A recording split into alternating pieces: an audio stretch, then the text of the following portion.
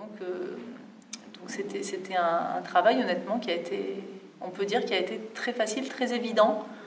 Et moi, j'ai eu un grand plaisir à découvrir cette écriture qui, par certains côtés, est aussi une écriture assez psychanalytique.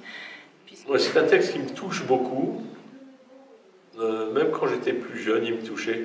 Bon, c'est un texte sur l'héritage, sur la trace qu'on laisse ou qu'on ne laisse pas. Donc quelqu'un de mon âge qui est, disons, dans la dernière partie de sa carrière, même j'espère qu'elle va être encore un petit peu, elle peut être encore longue ou bien très courte, j'en sais rien, mais... Puisqu'il y a vraiment un premier sens évident de ce roi fainéant, un peu tyrannique, mais dont on ne sait pas vraiment, voilà, où il vit, et puis toute une espèce de réflexion un peu presque inconsciente, mais dans l'écriture qui se manifeste par des associations d'idées, par des choses, des coques à l'âne, mais qui n'en sont pas, et qui sont en fait tout à fait réfléchies et structurées.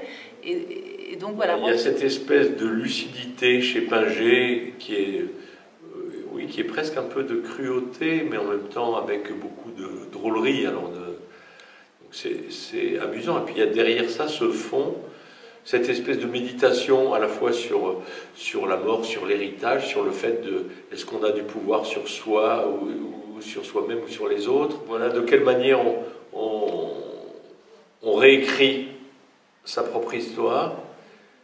Est-ce qu'on y croit, est-ce qu'on n'y croit pas? Voilà, rentrer dans cette écriture un peu qui ressemble un peu au méandre un peu de la pensée et faire ça avec mon père. Enfin voilà, tout ça fait un petit embrouillamini psychanalytique, mais qui a été tout à fait agréable et fluide, facile.